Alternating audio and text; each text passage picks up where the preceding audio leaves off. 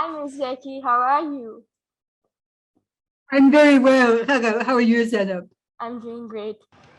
The Senior Australian of the Year for 2015 is Jackie French.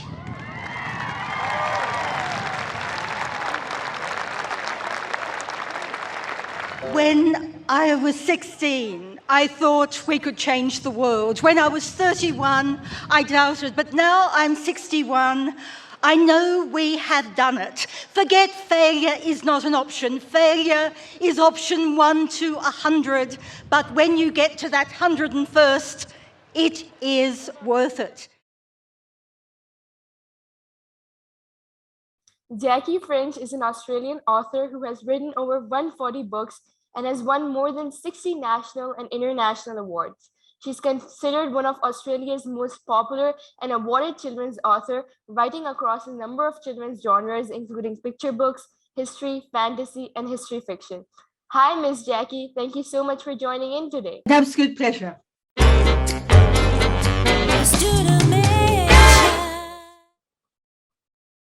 What made you an author? That's difficult. I always loved books. I was looked after by my great-grandmother for my first years of my life, and she taught me to love stories and to love books. I always wanted to write, but I was always told by my parents, by teachers, you can't be a writer in Australia. We don't have a big enough population. No one could make a living being a writer. Do something else when you leave school. So it wasn't till I was very broke. My marriage had broken up. I'd been a farmer, but we had a very bad drought. Nothing would grow. There was no water. And I needed the money to register my car. So I wrote a book, or I sent a book. I'd always written, but I'd hidden what I wrote. So I sent a book to a publisher in Sydney, and they took one look at the book and gave a screech of laughter. It was the worst spelt, messiest book they had ever seen. And because the spelling was so terrible and it was so messy, the editor took it into the middle of the office to read a bit aloud so everyone could laugh at it. They thought only a very, very stupid person would have written it. And she read the first paragraph, then she read the second paragraph. Then there in the office, she read the entire book aloud to everyone, then went back into her office to offer me money to publish the book. The book was shortlisted for major awards. It's been in print now for about 30 years. And they said they would like to publish any book I would like to write. And that was about 300 books ago. I do write for adults as well. I don't just write books for young people.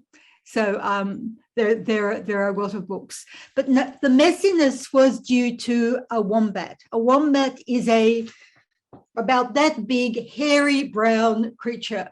The wombat who was living with us didn't like my typewriter, very old-fashioned typewriter I'd found at the dump, and used to leave its droppings. So it was very messy. And also I'm dyslexic. So the spelling was terrible. But that was why they picked the story out, because it looked so terrible. If it hadn't been for the mess, if it hadn't been for my bad spelling, they were getting so many books, they probably never would have read it. And I would have been discouraged. I might never have sent another book to a publisher after that. Wow, that's interesting. For our young viewers, tell us what is dyslexia and when did you come to know you had dyslexia? Dyslexia is really just an umbrella term for many forms of learning difficulty if there is no specific physical reason why you have problems reading. So there can be many, many different forms of dyslexia. My form of dyslexia, if I look at patterns too long, words too long, I can't tell the difference where the words are. My spelling is very bad. When my spell checker changes a word, I can't tell if they have changed the word friend to fiend. But I'm also, there's another phrase, dyspraxia, and that is where you've got problems with numbers. And I do the same with numbers. If the number is 110, I might see the number as 101 instead of 110. It's very, very difficult to focus on those things. I have problems between left and right. I don't believe left and right exist. I mean, the world is circular. I mean, where does left and right begin? It's weird. It's a funny idea people have got, but it makes it very hard to follow street maps because they have left and right.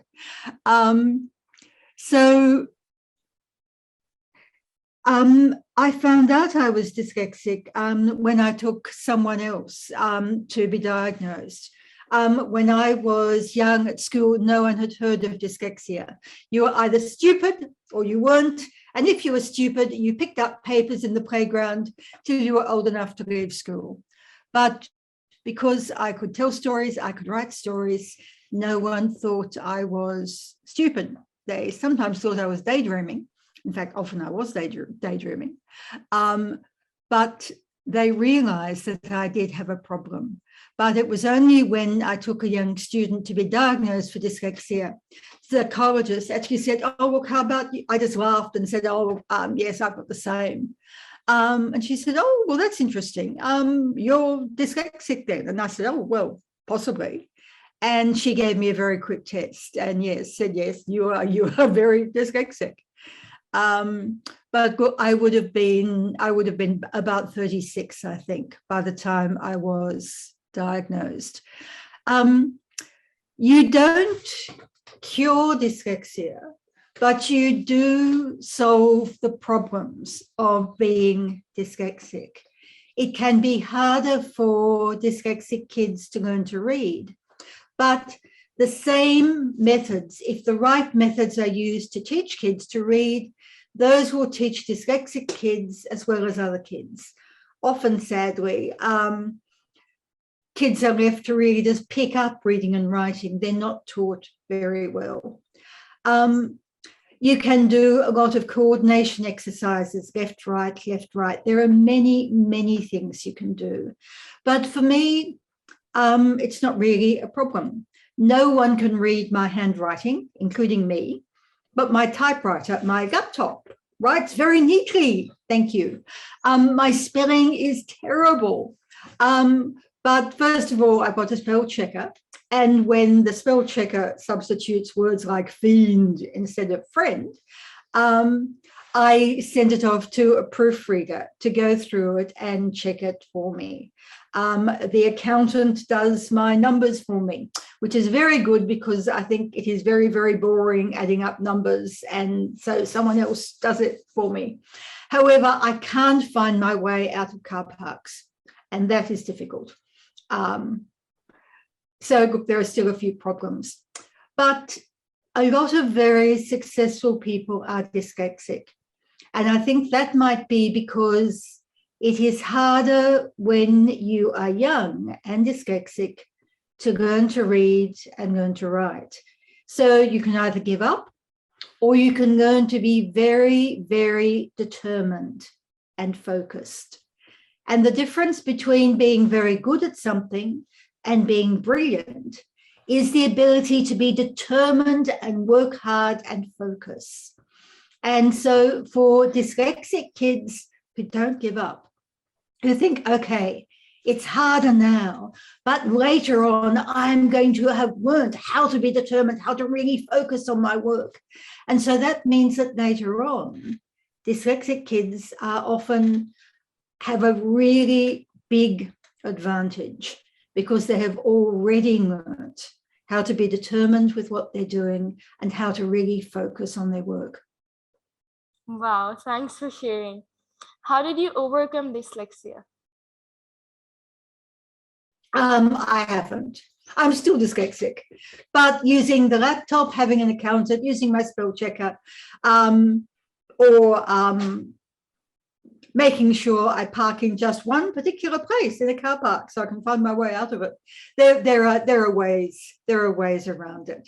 But for young people now with dyslexia, there are many things that can be done so that they do learn how to spell, they can work out the spell checker, they can actually look at the numbers.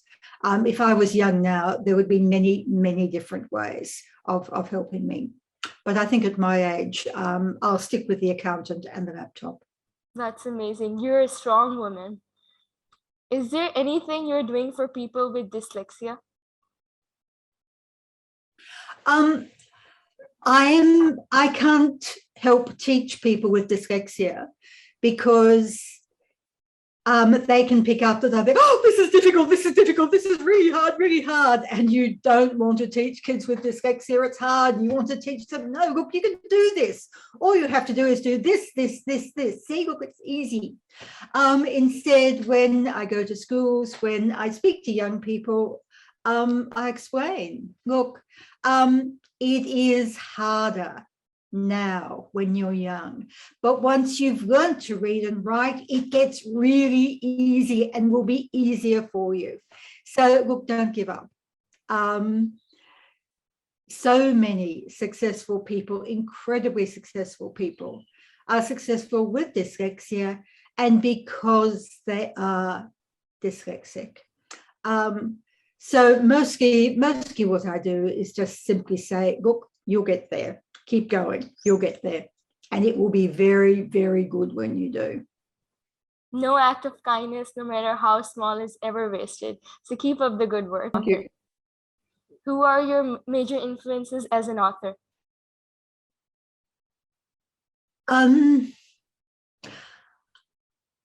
I think there are probably too many to list. A book never has one idea or one influence, or it's a very, very boring or cliched book. Everything in the world around me influences me. Most of my books are based on history. They're based on stories or old diaries. They're often based where I know that the history books are wrong and trying to correct, going back to the original sources and correcting those. But also too, I write a lot of books just about the animals around me, like Diary of a Wombat or Cyclone, things like that. Books that are based on the animals I live with, the people in the valley, the history of the valley and the area around me. But other books, like All of Us, wait a minute, can I find it? No, I haven't got it here. It's a history of Southeast Asia. And so that's based on going back to very old records of Southeast Asia, showing how the monsoon winds have linked all of us together, how the monsoons meant that when people traded in Europe, you could walk or ride your horse to a town and then stay there a few days, trade and walk on again. But for us in Southeast Asia, we came with the winds, we came with the monsoon winds, and then we had to wait. Traders had to wait until the winds came again. And that meant that there was a lot of cultural exchange all through Southeast Asia. These are the winds and seas that link us, but they are also the winds and seas that have separated us. So it means that for us in Southeast Asia, we are different from any other part of the world because we are so culturally and educationally diverse, simply because of the seas and the winds that bring us together, but also part us. Wow, that's amazing.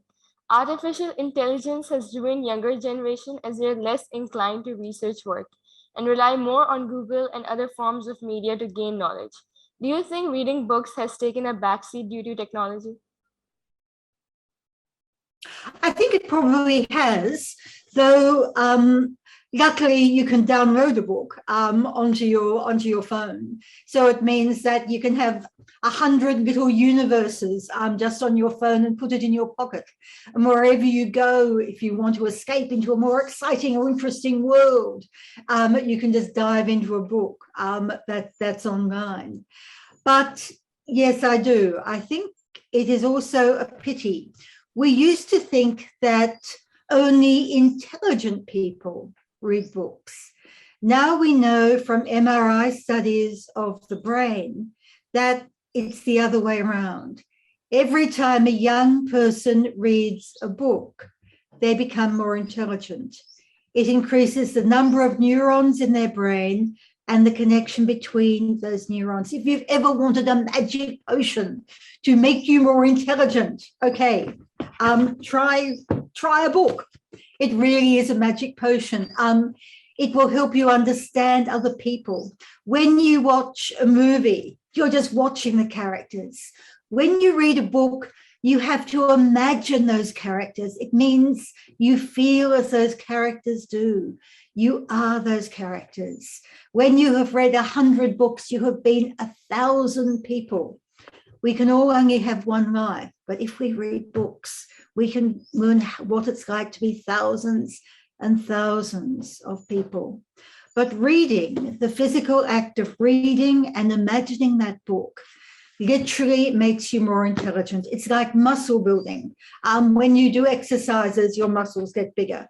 When you read, your brain gets more dense in terms of neurons and neuron linkages, but you can't see it, which is a good thing because we've got a skull. But that's what's happening. You are becoming more intelligent. You will do better at school. It really is a magic potion for the brain and for the imagination. Well said. I believe a book is a necessity for one's life. Is any of your book turned into a movie? No. At any stage, there are always 3 or 4 of my books that are being turned into movies. But maybe one book in 100 that they start to turn into a movie ever makes it to the screen. So at the moment, there are 3 of my books that are being turned into movies, but whether it happens or not, I don't know. 20 years ago, when the first time one of my books was picked up for a movie, I was thinking, oh, Ray, it's going to be a movie. And it didn't happen. And then it picked up for a TV series, and yay, and it didn't happen. So now I wait until the movie is actually on the screen and people are watching it. Then I will believe it's going to happen. But my books have been made into plays, into musicals. 2 books have been made into operas to be performed on stage with orchestras. 1 has been made into a ballet. So they are used in different ways as well. And look, one day, one of the movies or TV series will actually get to the screen. Yeah, I hope so. That's impressive. What is your book, Hitler's Daughter, about? It's about a girl in World War II who believes she is Hitler's daughter. Now, Hitler didn't have any children. It's the first in a trilogy, 3 books. In the 3rd book, you find out who Heidi really is. But in the 1st book, she believes she is Hitler's daughter. She is actually a foster child of Hitler. Hitler arranged for many children to be taken as foster children, just as propaganda to show, oh, he's a really, really nice man. But he never saw them. He just, you have a photograph for the newspapers, and that really would be it. But it meant that she was in the middle of all of the Nazi regime, and yet she knew nothing about it. She had been brought up by people who thought that Hitler and all his racist ideas were correct. So it is an exciting book about the war, but it's also a book about how do we know what is true when the world around us is insane? How do we know what is good and evil when the people around us believe wrong things and are telling us wrong things. If you are 14 and you realize what is happening is wrong, what can you do? It's very, very hard for a 14-year-old or a young person to get older people to listen. But if you are Hitler's daughter, are you responsible for the evil things your father has done? Are we responsible for the crimes our ancestors committed? So it's a book of questions, really, about a girl who is completely innocent, who knows nothing, because she's right in the middle of what is happening. But slowly, as the book progresses, of course, she learns what is happening and she works out what she is going to do. That's an amazing story. What is one thing you want to change in the world? I think I would like to encourage young people to know they can change the world, and not to be afraid of the world changing. As a historian, the world has always changed. We are descended from people who faced ice ages, far worse climate change than we will ever see. We are descended from people who survived war after war, pandemic after pandemic. We are descended from survivors. Our ancestors were either warriors or people who were very good at running away and hiding, or people who are really good at smiling and saying, "Hello, we don't speak each other's language, but if we cooperate, we can escape from the volcano that's exploding over there." We are descended from survivors. And if we have got the courage of our ancestors, we can change the world. We can survive climate change. We can change climate change. No, tomorrow is not always like yesterday. The world has always changed. But if you've got the courage to think, yes, we can change the world, I can promise you will never, ever, ever be bored. Absolutely, that's right. How do you come up with the idea of writing? Is it random, or you deliberately sit down and come up with an idea? The ideas just seem to bite my neck sometimes. I've got to write this book. This is something I need to write about, but there's never one idea. So I will have one idea or two ideas, then I will think about it for maybe 3 years, so that many ideas come together, many themes come together, many characters come together, and the book slowly evolves from there. And then I start to write it, and the book changes entirely, and it's often not at all the book I thought I was going to write, because as you write, of course, the ideas change as well. That's an excellent writing process. You're the director of the Wombat Foundation. You have been writing books on ecology of wombats, and you have been studying it for 40 years. What made you interested in wombats in the first place? An accident. When I moved here, I had never met a wombat. But in those days, I had very little money. I lived in a tent, then I lived in a shed, and I would have breakfast outside. And there was a wombat who lived nearby, who became curious about this strange creature with 2 legs who had suddenly moved into his territory. And he decided to make friends with me. And he decided that I was a very, very ignorant animal, and he needed to show me things in the bush, like where there was water and where there was good grass and things like that. And I played the violin, and he enjoyed listening to me play the violin. He's probably the only creature in the world who has ever liked listening to me play the violin. I am a very, very, very bad violin player. But whenever I played, he would actually just come to the door and lie there and just listen to me play. And we became friends. And because of him, I learned a lot about wombats. And so I tried to find publications about wombats things that people had written, and there was nothing except a paper a 14-year-old boy had written, P.J. Nicholson, and he's also now a director of the Wombat Foundation. No one back then had studied Wombat except this one boy.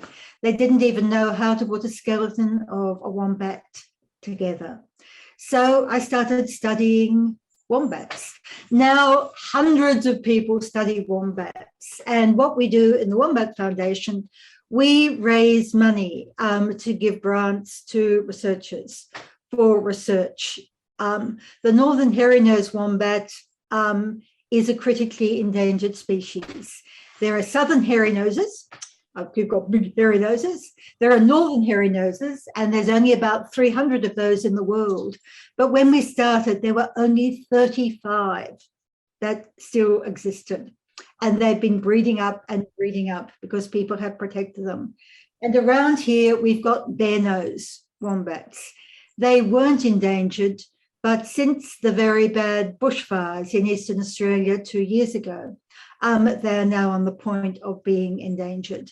There are no longer many wombats.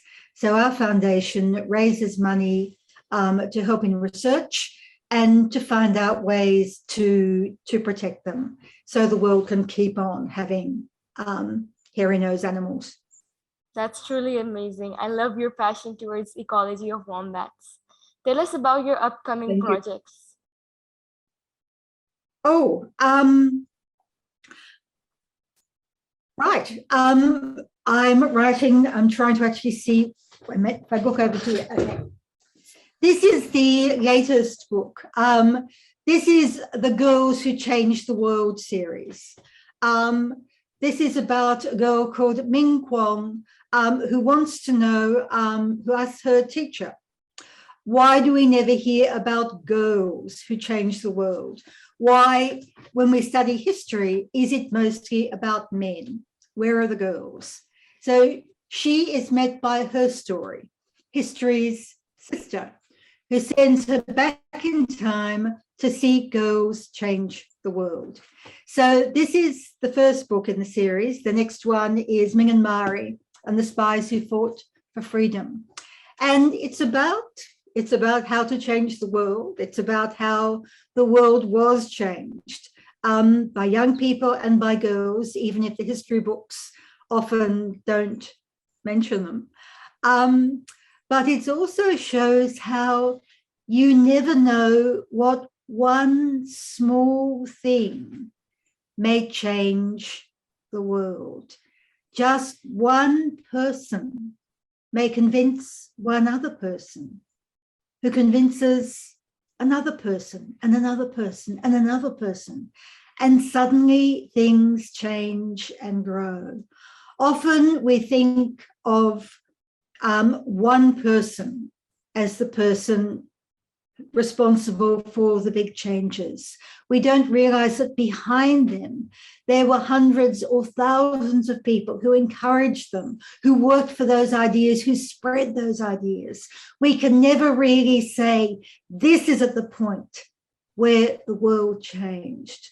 What you do today may change the world, but you may never know that you were the one where there was the tipping point, that you were the one where the world really started to change. Absolutely. What advice would you like to give to the younger generation? Change the world. Look, the world I grew up in was very, very different in Australia. Married women weren't allowed to be teachers. In most jobs, women weren't even allowed to have those jobs.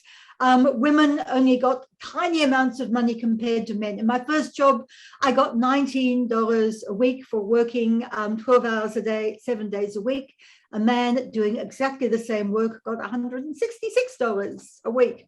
I knew if I was married, I'd have to give up my job. So even though the law had been changed, I kept my maiden name and I didn't put down I was married. Because we had to borrow money to buy land and I didn't want to lose my job. Indigenous kids in Australia weren't allowed to go to most schools. The world was very, very different in Australia back then, but it changed, and it changed quickly. The world never changes fast enough for people of goodwill. We would always like the world to change more quickly. But one of the advantages of being old is you can look back and you can think it has changed so much because people really had the confidence and the determination and the compassion to keep working for good things. Well said. Thank you so much for such a great advice. With this, we end our chat. Thank you so much for joining in. It was fun talking to you. Bye. It was lovely. Bye. It was lovely talking to you too. Bye-bye. And thank you for doing such a wonderful podcast. You're Bye. welcome.